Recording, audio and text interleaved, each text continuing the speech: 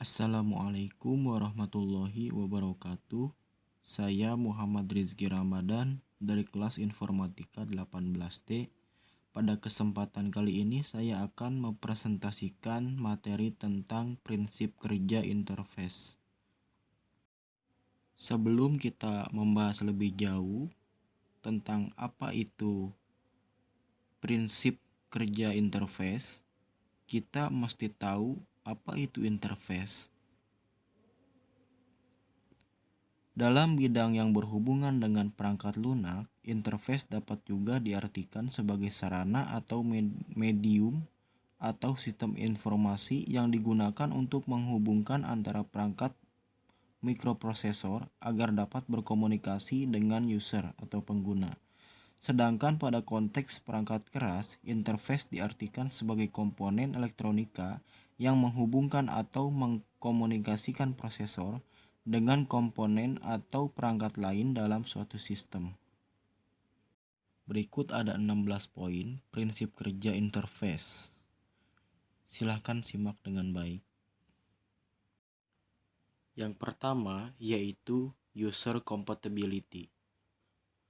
Antarmuka merupakan topeng dari sebuah sistem atau sebuah pintu gerbang masuk ke sistem dengan diwujudkan ke dalam sebuah aplikasi software. Oleh karena itu, sebuah software seolah-olah mengenal usernya, mengenal karakteristik usernya, dari sifat sampai kebiasaan manusia secara umum.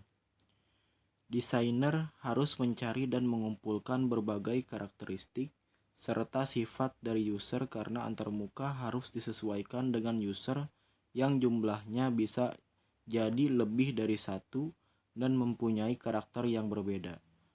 Hal tersebut harus terpikirkan oleh desainer dan tidak dianjurkan merancang antarmuka dengan didasarkan pada dirinya sendiri.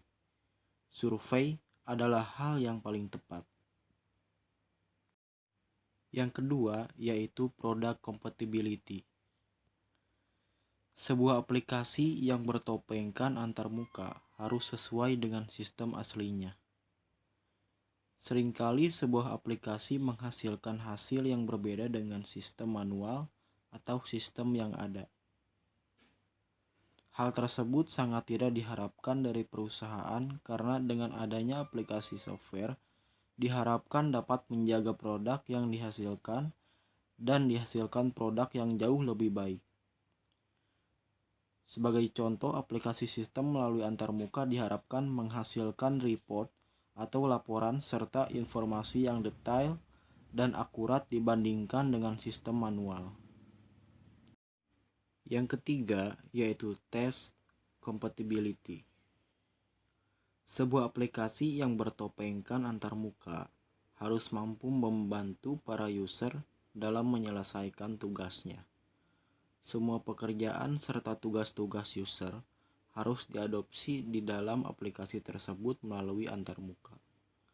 Sebisa mungkin, user tidak dihadapkan dengan kondisi memilih dan berpikir, tapi user dihadapkan dengan pilihan yang mudah dan proses berpikir dari tugas-tugas user dipindahkan dalam aplikasi melalui antarmuka. Sebagai contoh, user hanya klik setup, tekan tombol next, finish, OK untuk menginstal suatu software. Yang keempat yaitu workflow compatibility. Sebuah aplikasi sistem sudah pasti mengadopsi sistem manualnya dan di dalamnya tentunya terdapat urutan kerja dalam menyelesaikan pekerjaan. Dalam sebuah aplikasi, software engineer harus memikirkan berbagai rangkaian pekerjaan yang ada pada sebuah sistem.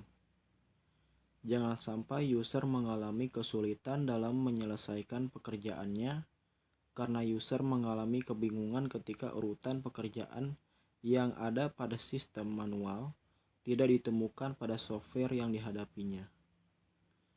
Selain itu, user jangan dibingungkan dengan pilihan-pilihan menu yang terlalu banyak dan semestinya menu-menu merupakan urutan dari rangkaian pekerjaan. Dengan workflow compatibility dapat membantu seorang user dalam mempercepat pekerjaannya. Yang kelima yaitu konsistensi. Sebuah sistem harus sesuai dengan sistem nyata serta sesuai dengan produk yang dihasilkan. Banyak perusahaan dalam menjalankan sistemnya menggunakan aplikasi sistem yang berbeda di setiap divisi dalam perusahaan tersebut. Ada pula yang menggunakan aplikasi yang sama di divisi yang berbeda. Seringkali keseragaman dalam menjalankan sistem tidak diperhatikan. Oleh karena itu, software engineer harus memperhatikan hal-hal yang bersifat konsisten pada saat merancang aplikasi, khususnya antarmuka. Sebagai contoh, penerapan warna, struktur menu, font, format desain yang seragam pada antarmuka di berbagai bagian, sehingga user tidak mengalami kesulitan pada saat berpindah posisi pekerjaan atau berpindah lokasi dalam menyelesaikan pekerjaan. Yang keenam yaitu familiarity. Memberikan tampilan yang familiar terhadap user. Sebagai contoh, tampilan awal twitter.com sangatlah familiar di mata user dan tidak membingungkan. Yang ketujuh yaitu simplicity. Kesederhanaan perlu diperhatikan pada saat membangun antarmuka. Tidak selamanya antarmuka yang memiliki menu banyak adalah antarmuka yang baik. Kesederhanaan di sini lebih berarti sebagai hal yang ringkas dan tidak terlalu berbelit. User akan merasa jengah dan bosan jika pernyataan dan menu, bahkan informasi yang dihasilkan terlalu panjang dan berbelit. User lebih menyukai hal-hal yang bersifat sederhana tetapi mempunyai kekuatan atau bobot. Yang kedelapan yaitu direct manipulation. User berharap aplikasi yang dihadapinya mempunyai media atau tools yang dapat digunakan untuk melakukan perubahan pada antarmuka tersebut. User ingin sekali aplikasi yang dihadapinya bisa disesuaikan dengan kebutuhan, sifat dan karakteristik user tersebut. Selain itu, sifat dari user yang suka merubah atau mempunyai rasa bosan. Sebagai contoh, tampilan warna sesuai keinginan atau misal pink pada Windows bisa dirubah melalui desktop properties. Tampilan skin Winamp bisa dirubah dan lain-lain. Yang kesembilan yaitu kontrol. Prinsip kontrol ini berkenaan dengan sifat user yang mempunyai tingkat konsentrasi yang berubah-ubah. Hal itu akan sangat mengganggu proses berjalannya sistem. Kejadian salah ketik atau salah entry merupakan hal yang biasa bagi seorang user. Akan tetapi hal itu akan dapat mengganggu sistem dan akan berakibat sangat fatal karena salah memasukkan data satu digit atau satu karakter saja. Informasi yang dihasilkan sangat dimungkinkan salah. Yang ke-10 yaitu WYSIWYG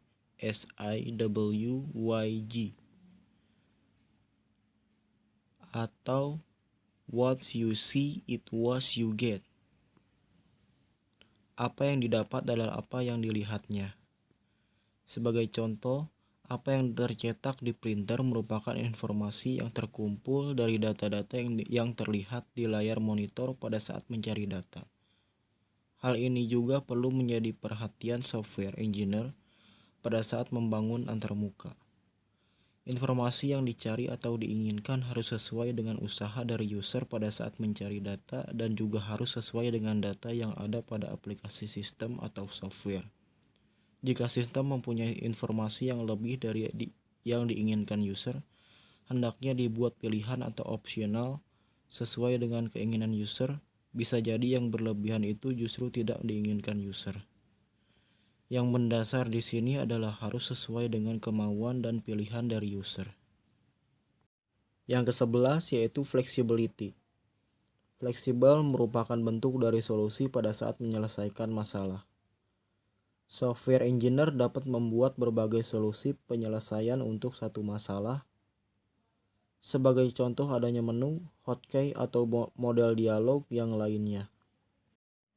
Yang ke-12 yaitu responsiveness. Setelah memberikan input atau memasukkan data ke aplikasi sistem melalui antarmuka, sebaiknya sistem langsung memberikan tanggapan atau respon dari hasil data yang diinputkan.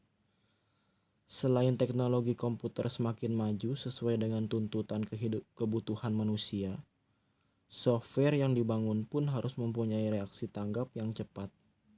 Hal ini didasari pada sifat manusia yang semakin dinamis atau tidak mau menunggu. Yang ke-13 yaitu invisible technology. Secara umum, user mempunyai keingintahuan sebuah kecanggihan dari aplikasi yang digunakannya. Untuk itu, aplikasi yang dibuat hendaknya mempunyai kelebihan yang tersembunyi. Bisa saja kelebihan itu berhubungan dengan sistem yang melingkupinya, atau bisa saja kecanggihan atau kelebihan itu tidak ada hubungannya. Sebagai contoh, sebuah aplikasi mempunyai voice recognition sebagai media inputan, pengolah kata yang dilengkapi dengan language translator. Yang ke-14 yaitu robustness. Interaksi manusia dan komputer atau pembangunan antarmuka yang baik dapat berupa frase-frase menu atau error handling yang sopan. Kata yang digunakan harus dalam kondisi bersahabat sehingga nuansa user friendly akan dapat dirasakan oleh user selama menggunakan sistem. Yang ke-15 yaitu protection. Suasana nyaman perlu diciptakan oleh software engineer di antarmuka yang dibangunnya. Nyaman di sini adalah suasana di mana user akan betah dan tidak menemui suasana kacau ketika user salah memasukkan data atau salah eksekusi. Seorang user akan tetap merasa nyaman ketika dia melakukan kesalahan. Misal ketika user melakukan deleting atau menghapus file tanpa sengaja tidaklah menjadi kekacauan yang berarti karena misal ada dua recovery tools seperti undo, recycle bin, dan lain-lain atau are you sure. Proteksi di sini lebih menjaga kenyamanan user ketika menggunakan aplikasi sistem khususnya data-data berupa file. Yang ke-16 atau yang terakhir adalah easy of learning and easy of use. Kemudahan dalam mengoperasikan software hanya dengan memandangi atau belajar beberapa jam saja. Kemudahan dalam memahami icon, menu-menu, alur data software, dan sebagainya. Sesudah mempelajari, user dengan mudah dan cepat menggunakan software tersebut. Jika sudah memahami, tentunya akan membantu proses menjalankan sistem dengan cepat dan baik. Cukup sekian penjelasan dari saya. Semoga bermanfaat. Terima kasih. Wassalamualaikum warahmatullahi wabarakatuh.